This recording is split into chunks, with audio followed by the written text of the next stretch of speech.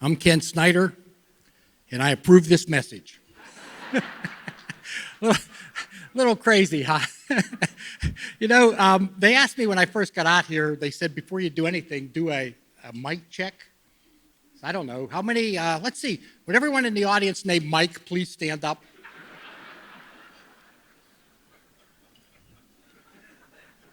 Looks like there's about 20 of them. Do we need any, John, Joe, anything, Ken, Mary? No, okay, we're good. Hey, how about these hats, huh? Did everyone get one of these baseball hats? Yeah, kind of neat, huh? A few years ago, they passed them out, and it actually inspired me to write a song. And I'll share with you this morning. Take me out to the dentist, and it's 1, 2, 3 pulls, and it's out.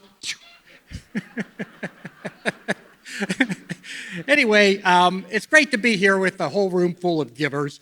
And one of the things that I've found down through the years, that givers have basically been givers your entire life.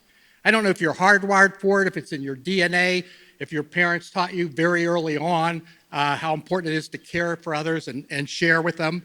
And so if you're like me, and I know I am, with that thought in mind, you're thinking, wow, if we've been givers our whole life, how many total years of giving do we have in this entire room?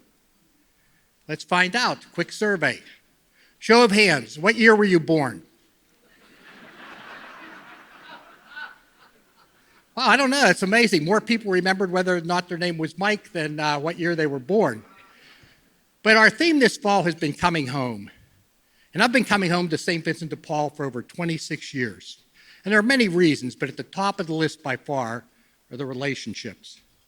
Relationships with sponsors, with donors, with our partners, with volunteers, with our staff, especially the crazies I work with every day up there in dental, but also the clients and the patients that we serve.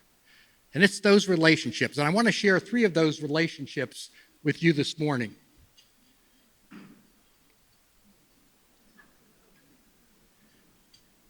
This was Erica.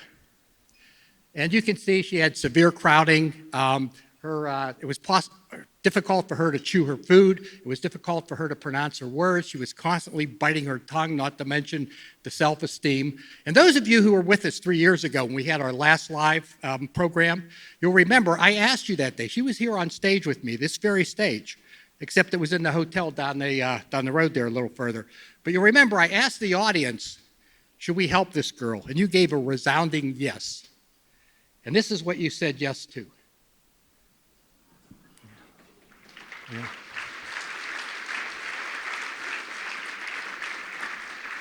And Erica was just in last Friday, and she told me, be sure to tell you thank you so much. She's getting the braces off next month, and she's enrolled in college. She's taking business courses, and she wants to someday own her own business. So I thank you for that. Thank you. This is Denitza. When we first met Denitza, she was 10 years old. You can see she was born with a cleft. And Denitza's mother told me she used to sit in front of the mirror every day and cry. She didn't want to go to school because she said, I'm ugly. And my heart went out for her, and I knew what she was going through. Because, you see, I'm bald. But this isn't just an old age thing. I was bald when I was in 7th grade. I had meningitis. I laugh at that one, huh? Okay. I had meningitis. I was in the hospital for over 3 months. I was in a state of semi-consciousness for 10 days. And the high fever and the disease, burned out my hair cells. And unlike Denitza, I didn't sit and cry every day that I was ugly. That happened long before I got sick. I was already over that one. But I didn't look in the mirror very often either. And this is back in the day before it was cool to be bald. People like Michael Jordan and Kobe Bryant and The Rock. And so maybe it's stuck with me my whole life. I don't know, because everywhere I go, when I can, I wear a hat. But enough of my problems, back to Denitza. We got her in. We did some orthodontics. We actually got her into the Shriners Hospital in Los Angeles, and they took a piece of bone off her hip, and they repaired the cleft. We finished her up. after she graduated from high school, we trained her as a dental assistant in our clinic at St. Vincent de Paul, our dental clinic. Yeah, thank you.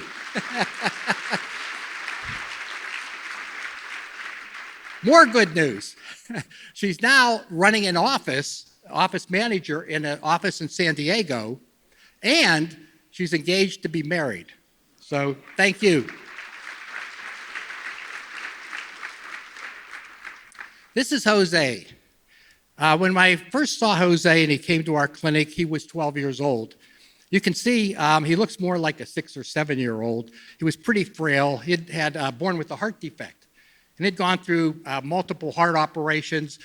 He'd had countless injections, blood draws, IVs, all that stuff.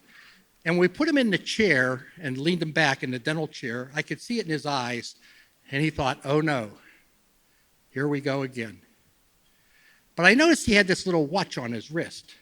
And it was one of those little $5 Kmart watches, with little knobs on it. And I said, hey, Jose, I said, can you show me how that watch works? And he did. And we kind of bonded over that. Each time he came in, I'd say, Jose, can you show me how that watch works again? And he did. I took this picture of him. We had a little party at the end of the summer for the kids in the clinic up in the waiting room. And at first, he kind of had to sit on the side, because he was too frail to get in and mix it up. But we brought the party to him, and he really seemed to enjoy it. This was the last picture taken of Jose alive. A few weeks later, his mother called the front desk and told us that Jose had gone to live with God. And she mentioned about the services for him. And a number of us went to the service.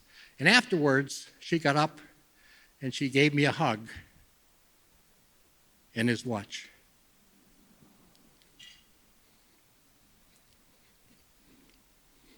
And I wore that watch every day for over 7 years. I wore it to the clinic.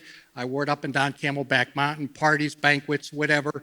The only time I took it off was to shower. And I'm sure people thought, what's a dentist doing wearing a $5 Kmart watch?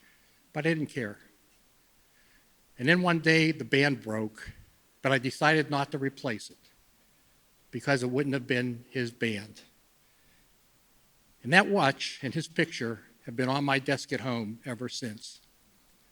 And to this very day, I still don't know how the watch works. But it inspires me to come home to St. Vincent de Paul and do what I do and what you allow us to do. For many people in our community, we all, through St. Vincent de Paul, are the hope at the end of the rainbow. And I thank you for that.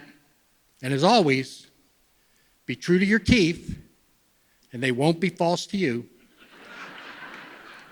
And it's now my great pleasure to welcome Dr. John Anwar, our medical director. He's not only a great guy, a great humanitarian, a wonderful friend, although I'm a little disappointed in John this morning because we agreed last night that he wouldn't dress better than I did. But you'll see when he comes out here, he certainly did. But we're so happy that he's making St. Vincent de Paul his home. Help me welcome Dr. John Anwar.